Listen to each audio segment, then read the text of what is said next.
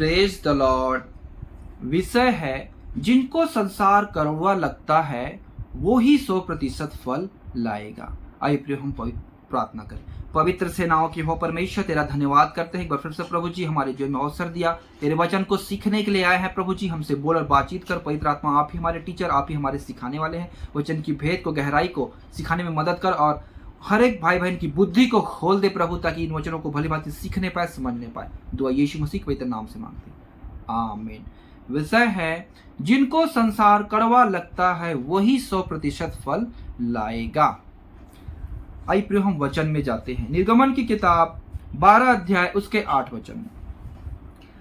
और वे उसके मांस को उसी रात आग में भूंजकर अख़मीरी रोटी और कड़वे साग पात के साथ खाए। परमेश्वर ने इजरायली लोगों को जब मिस्र देश से निकलने के लिए कहा, तब वहां जब तुम निकलो तब अख़मीरी रोटी और मांस को कड़वे साग पात के साथ खाना है। ये कड़वा साग पात क्या है मेरे प्रियो? मतलब जिस मिस्र देश को तुम छोड़ रहे हो, जिस मिस्र देश में तुम रहते हो उसको छोड़ रहे हो, तो ये तुम्हें कड़वा लगना है, ताकि दोबारा तुम इसकी ओर फिर लौट के ना आना। हालेलुया मेरे प्रियो, जब हम किसी कड़वे चीज़ों को खाते हैं तो हमें दोबारा उसको खाने का मन नहीं लगता है। हम अच्छी चीज़ों को, मीठा खाओगे तो आपको बार बार मीठा खाने का मन लगता है। जब पर हम अपने पुराने जीवन को छोड़ते हैं, हम अपने पुराने स्वभाव को, पुराने तौर तरीकों को, सारी पुरानी बातों को, पापों को, अपराधों को छोड़ते हैं, तो हमें दोबारा उसको नहीं करना है। ऐसा परमेश्वर हमें इस मिस्र देश में की तरह कहता है। इस दुनिया में हम हैं तो इस दुनिया में हमारा जीवन परदेसी की तरह होना है और हमें ये संसार कड़वा लगना है। ये संसार मिस्र देश को दर्शाता है मेरे प्रियो।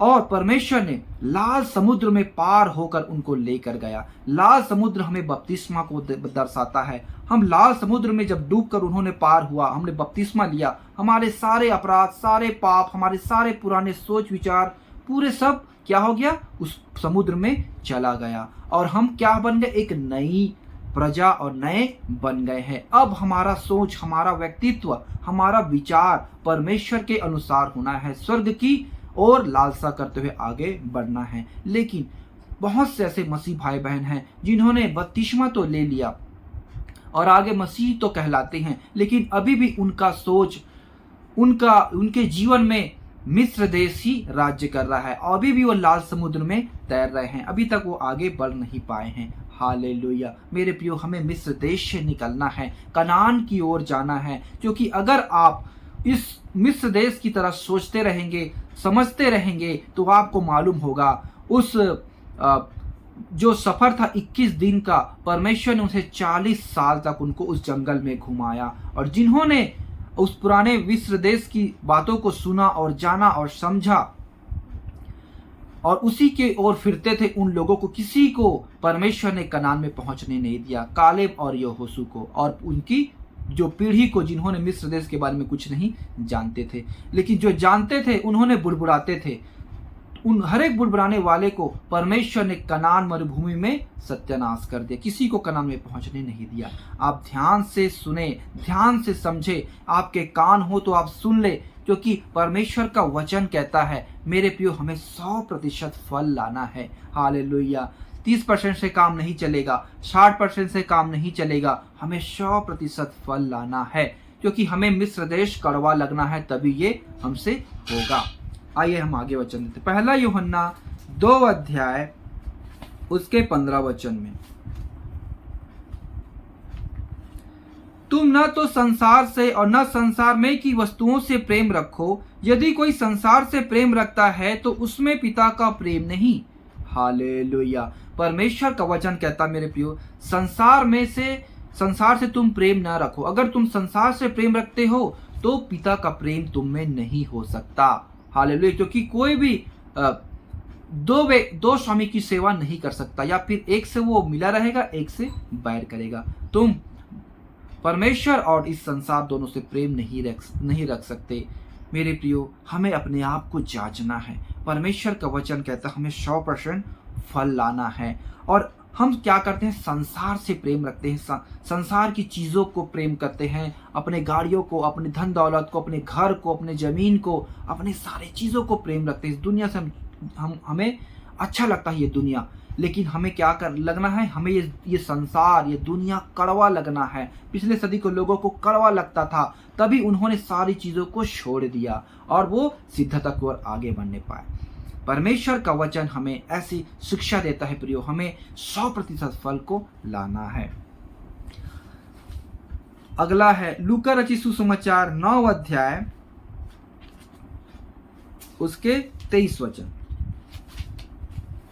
उसने सबसे कहा, यदि कोई मेरे पीछे आना चाहे तो अपने आपे से इनकार करे और प्रतिदिन अपना क्रूस उठाए हुए मेरे पीछे हो ले।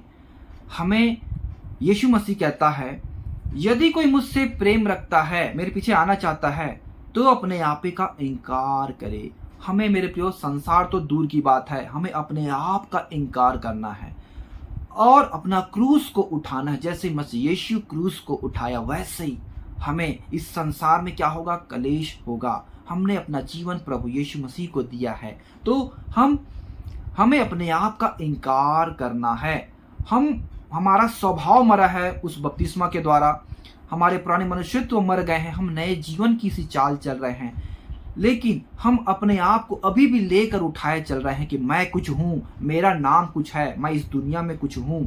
हालेलुया, अपने आप को हम ऊंचा उठाते हैं। मेरे प्रिय, हम अपने आप को क्या करना है, इनकार करना है, मसीह यीशु को अपने जीवन में दिखाना है। हालेलुया, तभी हम 100% फल ला पाएंगे।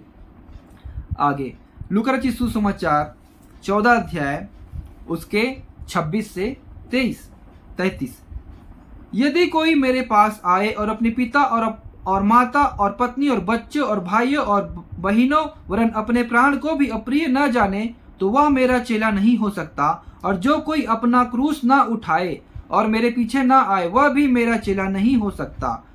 तुम में से कौन है जो गढ़ बनाना चाहता हो और पहले बैठकर खर्च न जोड़े कि पूरा करने की सामर्थ्य मेरे पास है कि नहीं? कहीं ऐसा ना हो कि जब वह नींव डाल ले पर तैयार ना कर सके, तो सब देखने वाले यह कहकर उसे ठट्ठों में उड़ाने लगे, यह मनुष्य बनाने तो लगा पर तैयार ना कर सका। या कौन ऐसा राजा है जो दूसरे राजा से युद्ध करने जाता हो और पहले बैठकर विचार ना कर ले कि जो 20,000 लेकर मुझ पर चढ़ा आता है, क्या मैं 10,000 लेकर उसका सामना कर सकता हूँ या नहीं?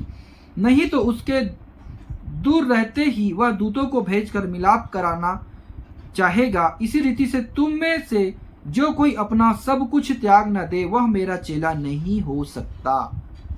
मेरे प्रियो, बहुत से लोग प्रभु यीशु में चलते समय में अभी भी अपने बच्चों को प्रेम करते हैं, अपने घरवालों को प्रेम करते हैं और अपने सारी चीज़ों को प्रेम करते हैं। प्रभु से ज़्यादा प्रेम करना कोई गलत बात नहीं है, लेकिन सबसे ज़्यादा हमें यीशु को प्रेम करना है। अगर आप प्रभु से ज़्यादा बाकी चीज़ों को प्रेम करेंगे तो आप मसीह में 100% फल नहीं ला पाएंगे। हालेलुया। मेरे प्रियो, पतरस ने कहा, हे प्रभु, हम सब कुछ छोड़कर तेरे पीछे निकल पड़े हैं। पिछले सदी के लोग क्या करते थे, सब कुछ छोड़ दिए, सब कुछ बेचकर प्रेरितों के पांव तले रख दिए थे और प्रभु के पीछे हुए थे, मारे मारे फिरते थे, ताकि उस उत्तम देश की ओर देखकर वो आगे बढ़ते थे। और सच में मेरे प्रियो, आपने देखा होगा वो कैसे पवित्रताई में जीवन जिए, कैसे सुसमाचार को फैलाया, कैसे इस दुनिया में पूरे सुसमाचार को फैला दिया। और थोमा ने इस पृथ्वी पर, इस हमारे भारत देश में आया और वचन को बताया और हम उसको जाने, और आज आप और मैं, हम उस यीशु को इनके द्वारा ही जानने पाए। हालेलुया। इस रीति से मेरे प्रियो, हमें अपने आप से इनकार करना है। आप संसार को दिखाने के लिए कुछ भी ना करें। आपने देखा होगा बहुत से मसीह भाई बहन के जीवन में क्या होता है, वो अपने रिश्ते परिवार को खुश करना चाहते हैं। जब शादी होती है, डीजे लगवाते हैं और बहुत सारी सांसारिक चीज़ों को वो करते हैं, जिनके द्वारा क्या होता है, परमेश्वर शोकित होता है, प्रभु यीशु मसीह पवित्र आत्मा में शोकित होता है, वो ज़्यादा महत्व देते हैं। मेरे प्रियो, ऐसे लोग कभी भी 100% फल नहीं ला सकते। आपका जीवन, आपका पहनना, आपका मेकअप करना, आपका उठना बैठना सब बहुत महत्वपूर्ण है। वो आपके मसीह जीवन में बढ़ने के लिए मायने रखता है। आपका स्वभाव। अगला वचन में यूहन्ना रचित सुसमाचार 15 अध्याय 18 और 19। यदि संसार तुमसे बैर रखता है तो तुम जानते हो कि उसने तुमसे पहले मुझसे बैर रखा। यदि तुम संसार के होते तो संसार अपनों से प्रेम रखता, परंतु इस कारण कि तुम संसार के नहीं वरन मैंने तुम्हें संसार में से ले लिया है, चुन लिया है, इसीलिए संसार तुमसे बैर रखता है। हालेलुया। संसार अपनों से प्रेम रखता है मेरे प्रियो, लेकिन प्रभु को इस संसार ने क्या किया? बैर किया, क्योंकि उनके काम क्या थे? बुरे थे। संसार एक स्वार्थ है मेरे प्रियो, एक स्वार्थ के हिसाब से आपको संसार साथ देगा। आज जितने संसारिक लोग आपके एक स्वार्थ है उनके पीछे, वो इसलिए आपका साथ को देंगे।